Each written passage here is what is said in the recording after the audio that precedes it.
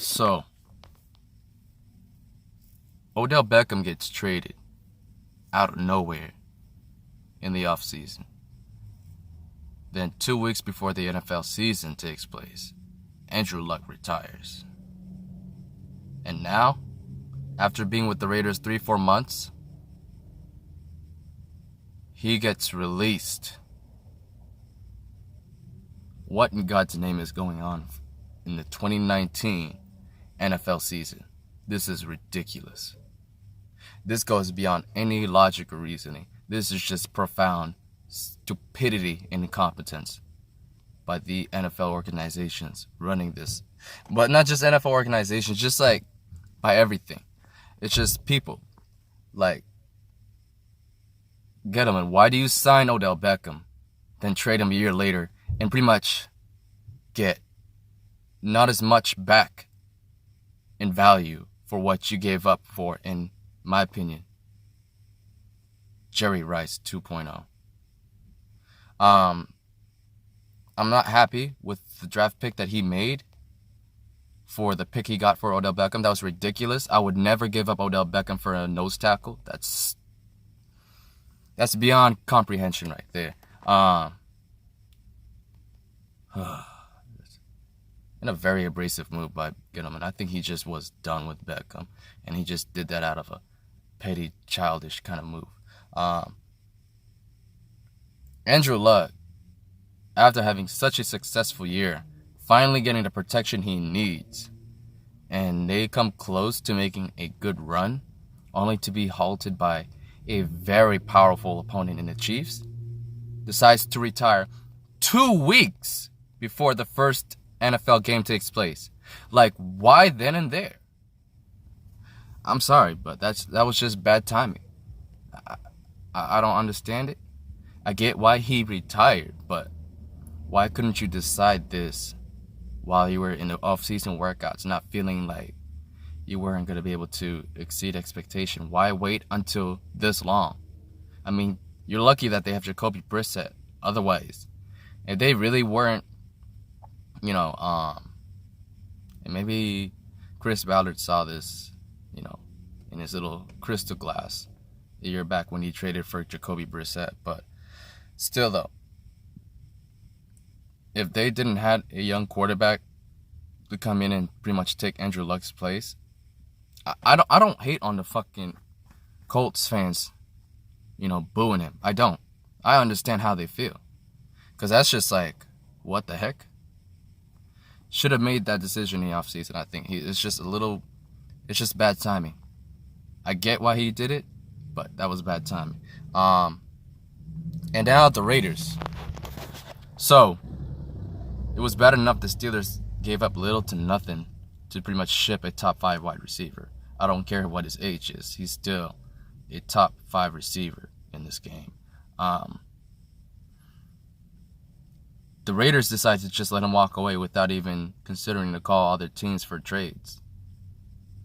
Really? Really? You could have got something back.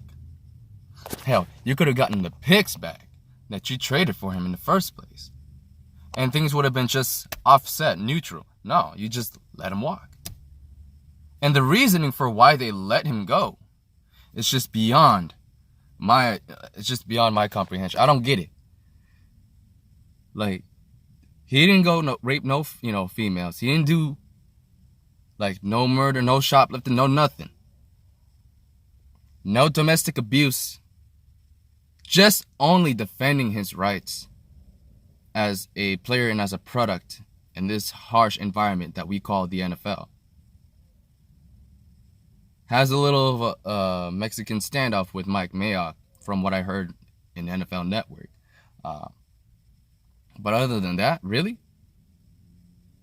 I mean, I get that sometimes Antonio Brown takes it a little too far when he's trying to be, an activist in this business course, but come on.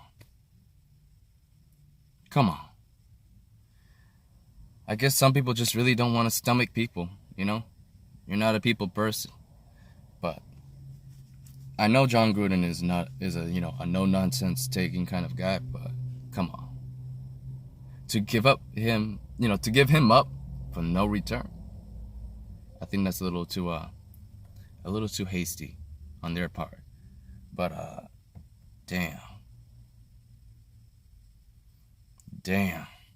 I'll say this: 5 teams I want to see Antonio Brown try to play for. I can see the Miami Dolphins, Houston Texans, Seattle Seahawks, New York Jets, Kansas City Chiefs. Miami is because Josh Rosen and him, they both feel like they got a huge chip on their shoulder and they got something to prove. Be a great tandem, and plus he's from Miami, so you know what I mean? It's a hometown team essentially that he's playing for. And Miami's a chill environment. I feel like they're pretty lax over there with that football organization. They're not really about, you know, being strict and all that. They're more about motivating. Shoot, the head coach, I think he played Jay-Z for Kenny Stills to get him motivated. I think that would be a nice fit for him. Houston Texans, you pair 2 of the top 5 receivers in DeAndre Hopkins and Antonio Brown for a young shot gunslinger and then Deshaun Watson. Man, forget contention in a division. This team is going to contend with the Chiefs for AFC supremacy. I'm putting it right there. The Seahawks are really turning things around. They already traded for Jadeveon Clowney, who's going to help up make their defense better. You get Antonio Brown and pair him with DK Metcalf. That's a great wide receiver tandem that Russell Wilson has since never. But respectfully, Golden Tate and Doug Baldwin. Man. And plus, Pete Carroll and the Seahawks, they're the new Raiders. The Raiders aren't the same old Raiders that used to take troubled players and were desperate to take anyone that was once a great player washed up, you know what I mean? Like I said, they're run by John Gruden. He's a guy that put up with no BS. He's going to be straight up, you know, it's his way or get out of the way. Simple as that. But Seahawks, I could see the Seahawks picking Antonio Brown out. And I think he would be great over there with Russell Wilson. I mean, man, that team will be strong. And they would contend for the NFC West division. For the New York Jets, it'd be a nice reunion with Le'Veon Bell. And plus they're riding high on a momentum with, you know, signing Bell as well as that new uniform change. So they're all feeling good. Really good. And not to mention how excited they were when they got Quinton Williams too. So that defense is going to be strong as heck. Not to mention Sam Darnold's going to have a top 5 running back and a top 5 receiver in his arsenal. He has to put up or shut up. I don't care if it's his second year. If you don't put up, you got to get the hell out of there. Basically another Blake Bortles. And my final team's the Kansas City Chiefs. If I need to say any more, Antonio Brown, other than, you know, just going AWOL and the Steelers, which really, if you think about it, is a minor incident. You know, he hasn't done anything major, anything rash or reckless like Kareem Hunt has done. I think the Chiefs have gone through enough drama to know. You could say that's even, you could argue that that'd be more than enough reason for them to steer away from Antonio Brown. But I think, you know, with the history that organization has gone through with crazy players, that Antonio Brown comes in basically as just a guy that's just more of a legal activist than he is, you know, a troubled player, really. So I could see them making things work, and the Hunt family's pretty cool like that from what I've seen. So, man, you get Patrick Mahomes, Antonio Brown on one side and Tyreek Hill on the other. I mean, man. And they got Sammy Watkins too, so you're talking about a top trio tangent in the NFL.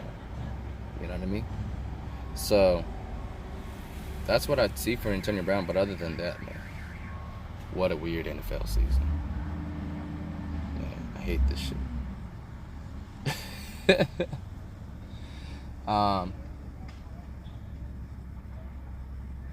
Yeah, let's see what else goes down. Man, you can't afford to sleep no more, because then you're going to miss out on something crazy. It's your boy True Blue signing out. Stay blessed, y'all.